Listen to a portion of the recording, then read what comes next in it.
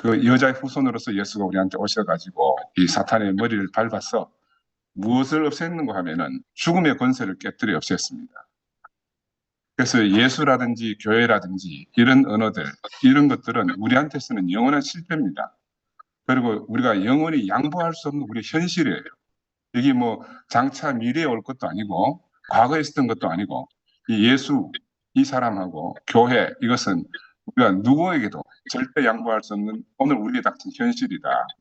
그리고 지금 이 순간 우리가 이 예수로 살지 않으면, 이 교회로 살지 않으면 영원이라는 게 없습니다. 그죠?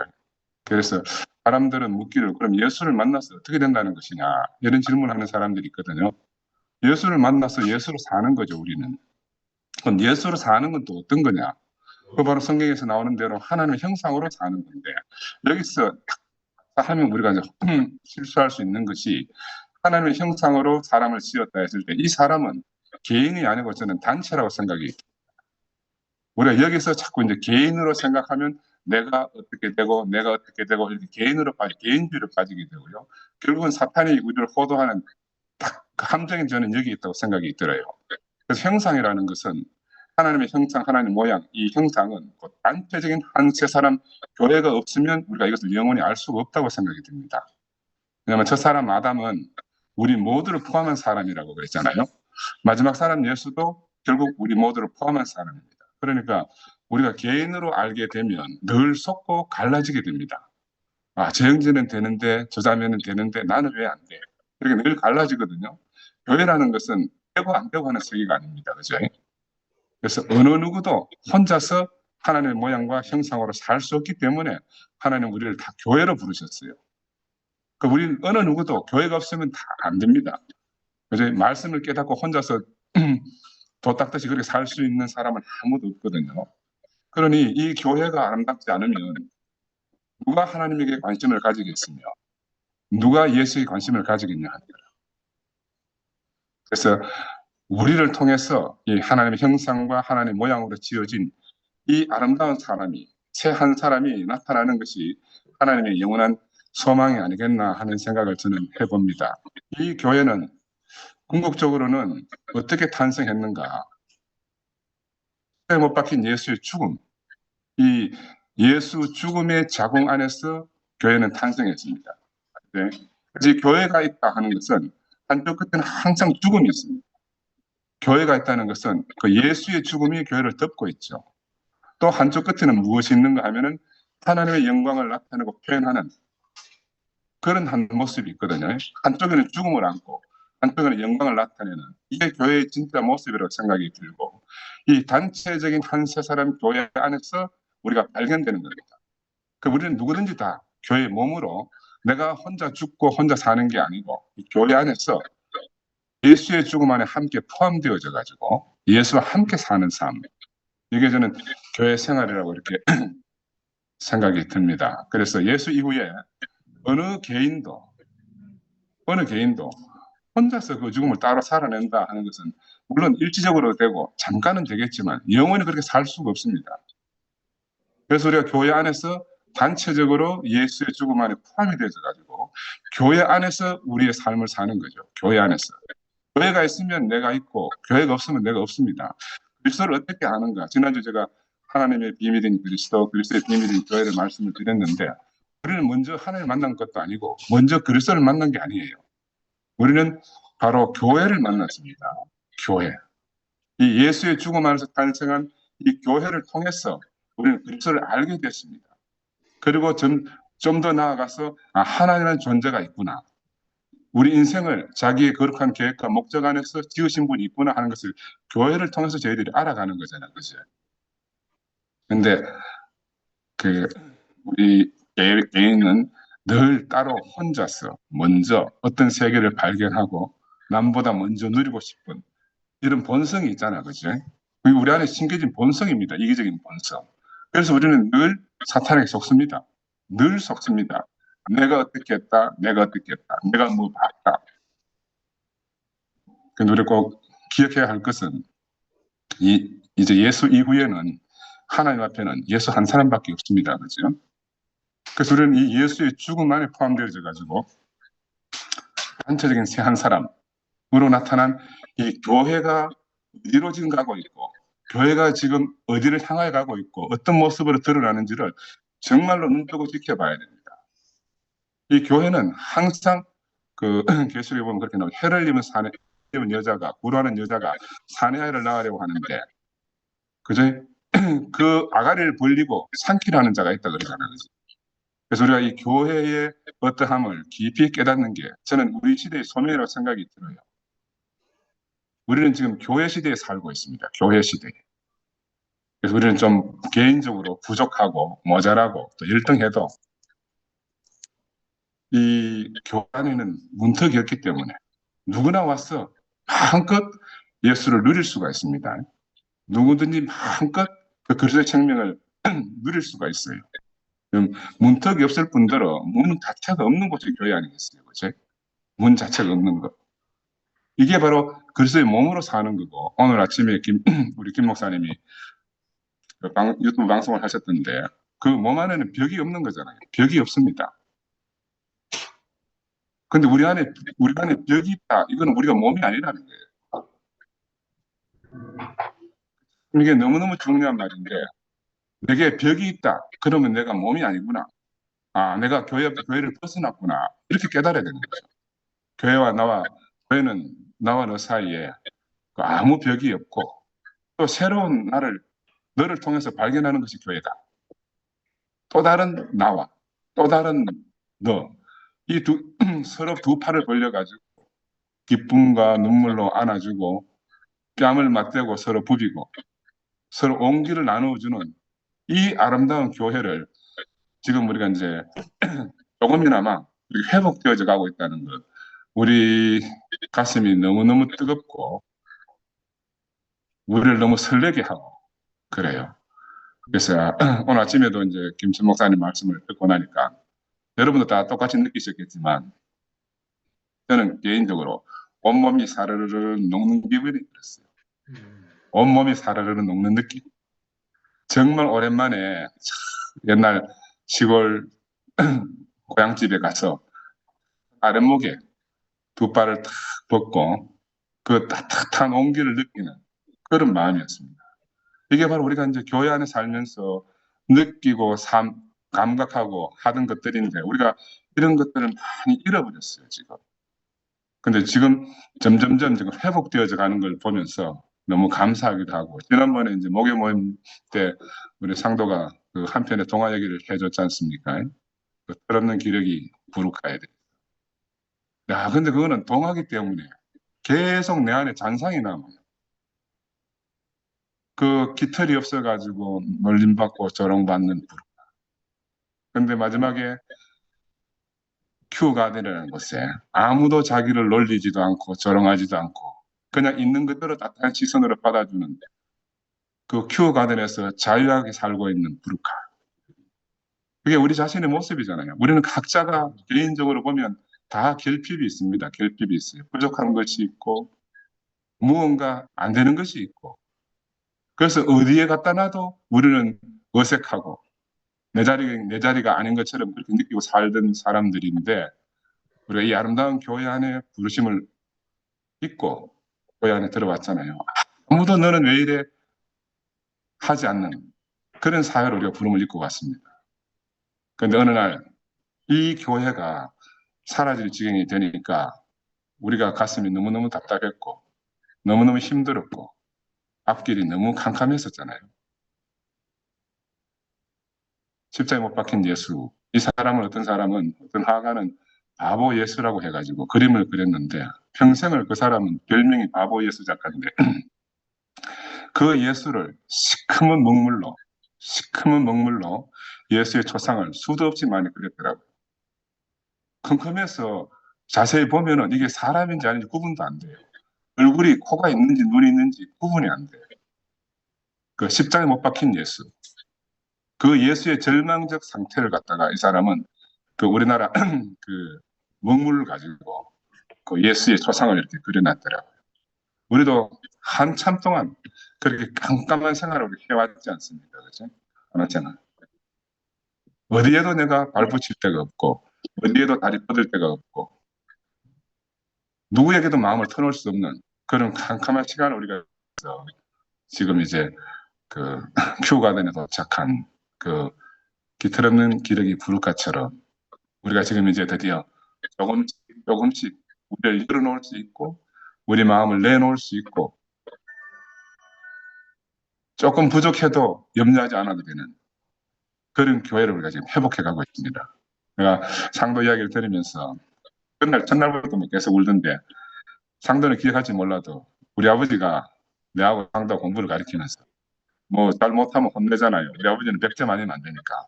상도가 혼내면 울어.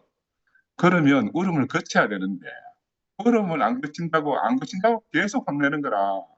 나는 옆에서 막 정말 빨리 울음을 거쳐야 아버지가 혼 안 낼 건데 막 어? 계속 우니까는 거의 내가 어릴 때 내가 무슨 별명 울보라고 했는데 그게 지금까지 계속 연결되더라. 그러면서 그 한 동화를 듣는데 교회가 너무 오버랩이 되고 우리 아버지 돌아가신 것도 생각나고 그때 내가 10살 상도 7살 상구가 5살. 사실은 우리 삼형제는 그때 아버지 돌아가시는 그때 우리의 성장이 딱 정비한 거죠. 정지되었습니다. 몸은 커가지만 우리는 그 안에 정지되어 있었어요. 그래서 항상 우리 마음속에 어른 아이가 항상 그 자리에 있었는데 5살 상구는 늘 내 안에서 평생 5살 꼬마로 살다가 이제 먼저 아버지를 찾아서 갔고 또 한편으로는 이제 어려서 그 상처받은 5살짜리 도준이가 그 자리에 쑥 들어버린 거예요, 저한테. 나는 이번에 상도 그 이야기를 들으면서 너무너무 신기한 경험을 하게 됐어요. 우리 상구가 장례할 때 그 전날 밤에 도준이가 이 조그만 돌을 갖다 하나 들고 왔어요. 조그마한 돌을 갖다가 그래서 열심히 돌을 닦고 차돌을 갖다가 그 옆에 이제 응급이를 불러가지고 미술 선생님 응급이를 불러서 거기다 김상구 이름을 아주 이쁘게 새겨놓고 김상구 형제라고 그렇게 해서 효령 동산에 갖다 묻을 때 그 무덤 앞에 그 돌을 탁 새겨서 뒀어요. 나는 그걸 잊을 수가 없어. 예쁜 돌로 비석을 대신해서 그 만들어준 도준이는 그 5살짜리예요. 5살짜리. 몸은 어른이지만 그 마음에 너무너무 어린 아이가 들어있었던 거라. 그래서 이번에 이렇게 이제 교회가 혼란스럽고 이런 세계를 통해서 저는 누구를 만났는가 하면은 어른들이 사라진 세계 거기서 함께 어린이 나라 하나님 나라를 건설하는 우리 어른 아이들이 각계 손을 손잡고 만난 것 같아요. 우리 형제 여러분들도 각자 자기 속에 그 어른 아이가 있을 겁니다. 하나님 나라는 어린아이의 나라라 하는 말은 나는 그런 의미라고 생각해요. 우리가 육신적으로 다 성장한 이 사람들을 말하는 게 아니고 우리 속에는 영원히 어린아이가 있습니다. 아버지를 잃어버렸어. 갈 바를 몰라서 헤매는 그런 어린 아이들이 있잖아. 그죠? 그래서 그런 걸 단 한편 그 동화를 듣는데 나는 막 너무너무 그런 게 막 이렇게 비춰지고 열려지는 거야. 야, 이게 바로 그리스도의 몸된 교회가 나타나는 신비구나. 이게 아름다움이구나. 그런 생각이 들었어요. 그리고 또 일요일 모임 2시 때는 그때도 형제들이 정말 주옥 같은 간증들을 해주셨는데 특별히 한 사람 내가 지키는 것은 저는 윤석열이 아니고 이성열입니다 하는 우리 성열 형제가 그 성열 형제는 옛날에 화재 때문에 두 눈의 시력을 다 잃어가지고 거의 눈이 잘 안 보이잖아요. 그 너무너무 근데 너무 유머러스하게 간증을 하는 거야. 저는 눈에 뵈는 게 없는 사람입니다. 뵈는 게 없으니까 내가 너무너무 복된 사람입니다. 뭐라고 말하는가 하면 뵈는 게 없는데 성경을 자세히 보니까 눈먼 이삭이 야곱을 눈멀어서 축복했고 사울이 눈멀어서 예수를 만났고 그래 보니까 눈멀어서 복된 사람이 많이 있는데 근데 창세기로 싹 거슬러 올라가 보니 동산 안에서는 눈이 희미하게 살았지 않은 아담이 왜냐하면은 선악과를 먹고 눈이 밝아져서 동산 안에서 쫓겨났다 그랬거든. 그래 동산 안의 삶이라는 것이 눈이 희미한 상태의 삶이다. 다른 말로 말하면 우리가 선악을 분별하는 눈이 없는 상태죠. 희한 상태예요. 저는 그 성렬 형제 간증을 들으면서 야, 이게 놀라운 계시구나. 놀라운 계시구나. 성경에는 선악과는 분명히 이렇게 나와 있어요. 모함직도 하고 먹음직도 하고 탐스럽기도 하다. 근데 생명나무 열매를 동상 가운데 두셨다고 했는데 생명나무 열매에 대해서는 어떻다는 표현이 없어요. 그 표현이 안 되는 거죠, 생명. 별로 적어낼 수가 없는 겁니다. 그래서 그 간증을 듣는데 제가 일주일 내내 막 그 간증이 나를 막 한쪽으로 몰아가는 거야. 그게 내 속에 들어와서 막 뭐 약동하면서 뭔가 하여튼 내한테 가르쳐 주려고. 그래서 야, 이게 참 역설이구나. 우리 목사님은 그동안 십자가 희미했다. 그래서 내가 새로운 걸 발견했는데 십자가에서 내려오지 못한 예수를 발견했다 이랬잖아요. 근데 성령 형제 간증을 들으니까 희미할 때가 동산 안의 삶이라는 거예요. 새로운 걸 발견했는데 동산 밖의 삶이라는 거예요. 이 형제 표현이 너무 유머만 있는 게 아니고 그 안에 함축된 의미가 너무너무 큰 것 같더라고요. 저는. 야, 이게 진짜 역설의 말씀이구나. 은유구나. 그래서 제가 오늘 왜 처음 시작부터 교회를 말씀드리는 거 하면은 우리는 지금 교회 시대에 살기 때문에 교회를 통해서 열어 보여주시는 하나님의 계시에 대해서 우리가 정말 자세하게 봐야 되고 그래서 형제들의 간증이라든지 이런 것들을 정말 깊이 들여야 되는구나 하는 생각이 저는 이번 한 주 내내 들었습니다. 그래서 큐 가든 같은 누구나 와서 부족하더라도 마음껏 누리고 살 수 있는 그런 교회. 눈이 밝지는 않았지만 하나님과 함께 살 수 있는 그런 에덴 동산 같은 교회. 이게 바로 우리가 꿈꾸고 살고 싶어 하는 곳 아니겠어요? 그죠? 전혀 자격이 없어도 되잖아요. 뭐 이걸 아느니 모르니 이런 말이 아무 필요가 없는 곳이잖아. 우리는 그런 세계 속에 살았습니다. 그래서 분명하게 객관적으로 드러난다. 이거는 거의 다 잘못된 길로 빠질 가능성이 제일 많습니다. 왜? 생명은 정의할 수 없는 게 생명이거든. 정의할 수 없는 것이. 한편으로 이제 그 지난주도 그렇고 지지난주도 그렇고 우리 목요 모임에서 시편 51편 우슬초에서 백향목 이 말씀을 들으면서도 시인은 있잖아요. 모든 것을 은유적으로 표현하잖아요. 은유적으로. 왜 은유로 표현하는가? 예수도 여러 가지 비유로 말씀을 하셨잖아요. 그죠? 왜냐하면 직역할 수 없는 거라. 은유로 표현하고 비유로 표현하는 것이 가장 생명에 근접하게 표현하는 거예요. 우리는 속 생각은 정확하게 이성적으로 합리적으로 객관적으로 표현하면 그걸 딱 잡을 수 있을 것 같지만 그 순간에 바로 다 엉뚱한 길로 빠지게 됩니다. 그래서 이 은유라는 건 정말 중요한데 여자들은 보면은 여자는 감성적이다 이렇게 표현하잖아요.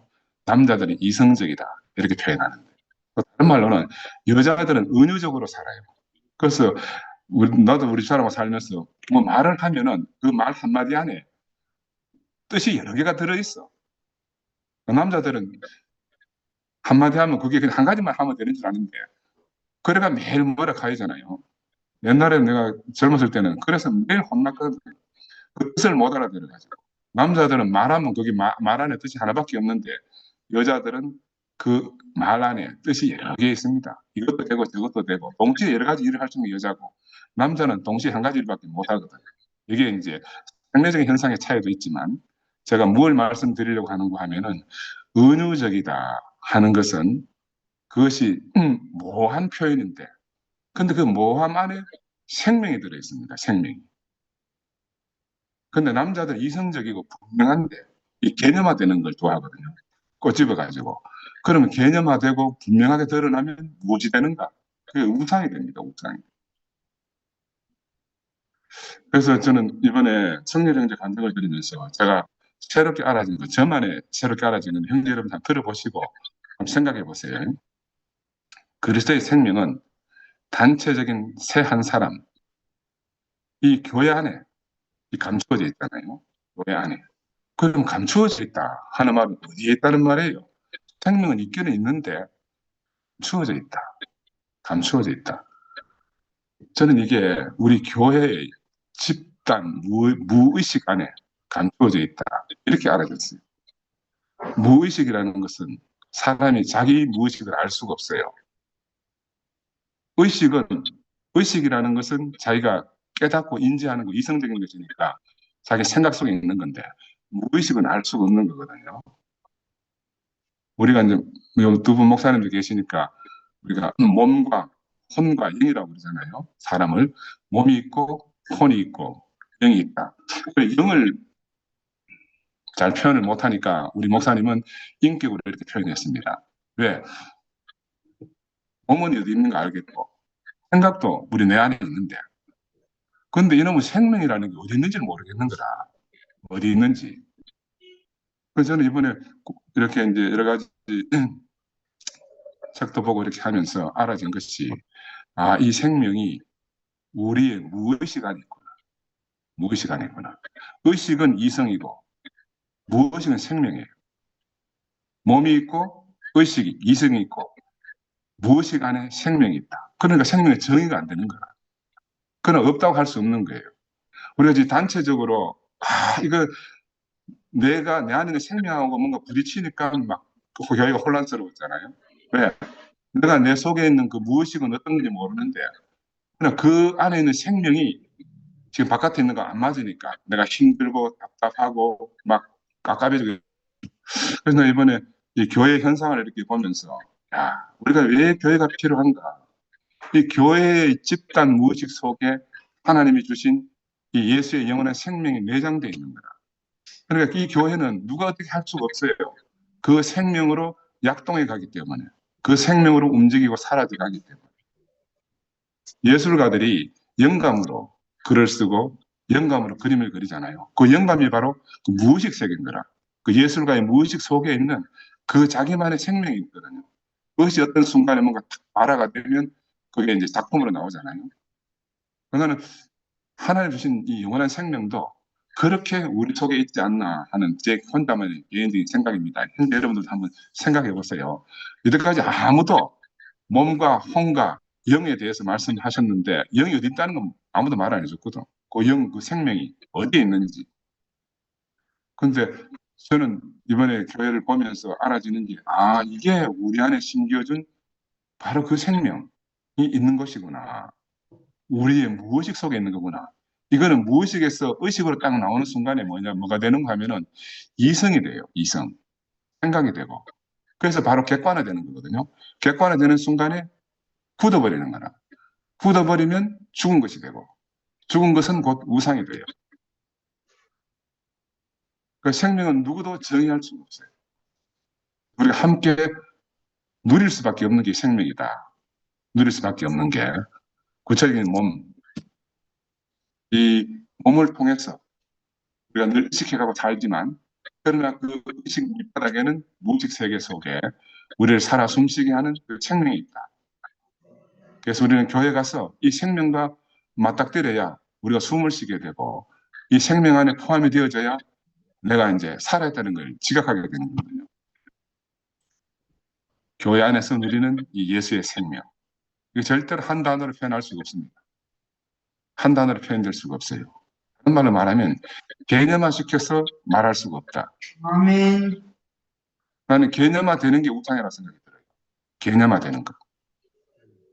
만약 개념화할 수 있으면 사람도 필요 없을 것 같아요. 개념화할 수 없기 때문에 하나님이 사람을 절대적으로 필요로 합니다. 절대적으로 필요로 합니다. 우리 집단 무의식 속에 자리 잡고 있어가지고 우리는 한 단어로 그걸 표현할 수 없지만 각자의 생명 안에서 이런 모습으로 저런 모습으로 이런 언어로 저런 언어로 다양하게 표현하지만 우리는 다 느끼잖아요. 이게 그 생명이구나. 그 생명이 말하는 거구나. 와, 나와 너무 같다. 나하고 너무 같아. 이렇게 말하는데 말로는 딱 이렇게 뭐 1당 1은 2다. 이렇게 할 수 없는 거다. 그래서 모든 것을 생명으로 느끼고 그렇게 반응해 오고 그렇게 살아왔습니다. 그죠? 저는 최근에 이 교회가, 이 아름다운 교회가 그리스도의 몸으로 점점점 회복해가는 모습. 이거를 보는데 얼마나 감동인지, 얼마나 감격인지. 이게 바로 하시는 일이구나. 그렇게 알아지는 거예요. 하나님이 하시는 일이구나.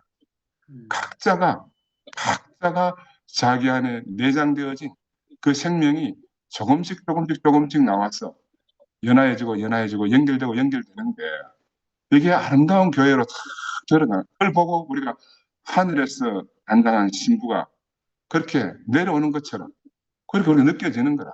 그걸 표현하는데 사람들은 이제 다르게 알아지는 거잖아요. 우리는 비유적으로밖에 말할 수 없는 거야. 비유적으로. 그래서 생명으로 감추어진 예가 있다. 저는 그래서 이제 이 2시 1월 날 2시 모임에서 뭐 다른 형제들 간증도 너무너무 좋을 것 같았는데 우리 성렬 형제 간증을 딱 듣는데 그게 막 오래미 되면서 내 안에 생명의 부딪힘이 탁 생기는 거예요. 이게 하나님 나라는 은유적으로밖에 표현될 수 없구나. 이 은유는 여자고 이 여자가 발 뒤꿈치를 물린 여자, 발 뒤꿈치를 물리면 죽잖아요. 그런데 이 죽은 여자가 걔네 머리를 상하게 하는 거잖아, 그렇지? 그 죽은 예수 안에서 교회가 탄생한 겁니다. 우리가 따로 죽을 일이 없어요. 그 바울은 함께 죽고 함께 산다 하는 거야. 왜? 이 교회는 예수의 죽음으로 다 덮여 있습니다. 옛날에 이일레 목사님이 조선시대의 가장 큰 벌은 산 사람을 시체가 묶어두는 거라 그랬습니다. 왜? 산 사람 시체가 묶어두면 그 반드시 죽게 돼 있거든요. 왜? 죽은 사람하고 묶여 있으니까. 우리가 예수의 죽음 안에, 예수의 죽음으로 덮여진 교회 안에 있으면 내가 따로 죽을 필요가 없습니다. 이 안에 있으면 영원한 죽음 가운데 사는 거라. 한편으로는 죽음이고 한편으로는 영광이다. 하나님의 영광이 100% 드러나는 곳이 교회고 또 한편으로는 하나님 아들이 죽음이 늘 산출되는 것이 교회니까. 저는 이번 주 지난주도 말씀드렸지만 이 바보 예수, 뭐 어떤 철학가는 백치 예수라 그렇게 표현합니다. 소설에서 보니까 이 예수는요 무엇이 가장 고통스러웠는가 하면은 아버지께 버려졌어요. 아버지께 버려짐이 가장 고통스러운 겁니다. 우리 단체적인 세한 사람. 우리는 그때 목사님이 교회가 나는 교회 관심 없다 할 때 우리는 그때 충격받았잖아요. 왜? 우리는 교회밖에 몰랐는데 교회를 통해서 그리스도를 알고 교회를 통해서 영원한 아버지도 만나고 했는데 이 교회에 관심 없다. 나는 그리스도에 관심이 없다 이렇게 말하니까 우리는 그리스도도 교회를 통해서 알았는데 우리는 따로 그리스도를 알고 교회에 온 게 아니거든요. 그 교회가 사라지면 우리는 전부가 사라지는 거야. 교회가 사라지면. 교회가 있어야 그리스도도 있고 그러니까 우리는 거꾸로 알아가는 거야. 하나님으로부터 그리스도가 나왔고 그 그리스도의 예수의 죽음을 통해서 교회가 탄생했지만 우리는 현실적으로는 교회를 통해서 예수의 죽음을 알고 그리스도가 누구인지를 깨달아가는 거거든요. 그래서 교회는 누구보다도 우리 인생에 소중한 거예요. 누구보다 무엇보다 우리는 교회 안으로 부르심을 입고 왔고 교회 안에서 살다가 교회 안에서 죽을 겁니다. 우리는 살아도 교회, 죽어도 교회거든요. 이 교회가 우리의 모든 것입니다. 뭐 실존, 우리 교회가 우리의 실존이라. 우리는 다른 어떤 곳에 가서도 우리의 실존을 찾을 수가 없어요. 그래서 한 번도 생각지 못한 교회 안에 어둠이 찾아왔을 때 우리는 얼마나 갈팡질팡했습니까, 그죠? 근데 지금 어디서 한 줄기 빛이 이렇게 나타나고 형제들이 조금씩 조금씩 모여들기 시작하면서 이제 아름다운 교회가 회복되어져 가는 것을 보면서 이제 숨쉬겠구나. 이제 살겠구나. 이제 이런 형제들이 생기잖아요. 하나님의 비밀인 그리스도, 그리스도의 비밀인 교회. 그 하나님 우리를 이 교회로 부르셨습니다. 교회로. 예수 그리스도의 죽음을 통해서 이 교회로 부르신 거라. 그래 교회는 예수의 죽음 이후에 탄생한 것이잖아요. 그렇지? 예수의 죽음 없는 교회는 없습니다. 그래 우리가 교회라고 부름을 할 때는 이 교회는 반드시 죽음으로 덮여 있는 것이죠. 그래서 교회 안에 부름을 입고 왔다. 죽음을 지불하고 온 겁니다. 아무도 그냥 올 수 없어요. 교회는. 각자 자기의 죽음을 안고 자기 십자가를 지고 우리가 교회 안으로 왔습니다. 그래서 이 안에 살면서 누군가의 죽음을 통해서 우리가 은혜를 입었고, 또 누군가의 죽음을 통해서 우리가 예수 안으로 구속되는 경험을 하고, 내가 알면은 누군가에게 은혜를 베풀고, 모를 때는 내가 누군가의 은혜를 입고, 이렇게 함께 어울려서 사는 것이 교회다. 그래서 저는 교회가 없으면 안 됩니다. 여러분들도 마찬가지겠지만, 저는 갈 곳이 따로 없어요. 갈 곳이 따로 없어요. 죽어서 갈 곳도 물론 없지만, 살아서 갈 곳도 없습니다. 그래서 나는 교회가 잘 되는 게 내 유일한 소망이에요. 하나님의 소망도 교회가 잘 되는 것이겠지만, 나도 마찬가지예요. 하늘의 뜻이 땅에서 이루어진 것 같이 그렇게 이루어지기를 소망하는 그 예수의 기도가 제 기도예요. 그래서 더 많은 형제자매들이 우리가 더 함께 이 아름다운 생명을 누렸으면 좋겠고, 아까 마지막에 말씀드렸던 나는 그 생명이 어디에 감추어져 있는가? 바로 우리의 무의식 속에 감추어져 있고, 우리 교회의 집단 무의식 속에 생명이 감추어져 있구나. 그러니까 눈에 안 보인다고 없는 것이 아니고, 우리가 예수의 죽음으로 말미암은 교회 안에 있으면 끊임없이 이 생명은 우리를 통해서 아름답게 하나님을 표현하고 영광스럽게 하나님을 나타낸다 하는 사실이 저는 개인적으로 이렇게 경험이 됐습니다. 그래서 점점 더 교회가 이렇게 회복되어져 가기를 바랍니다. 감사합니다.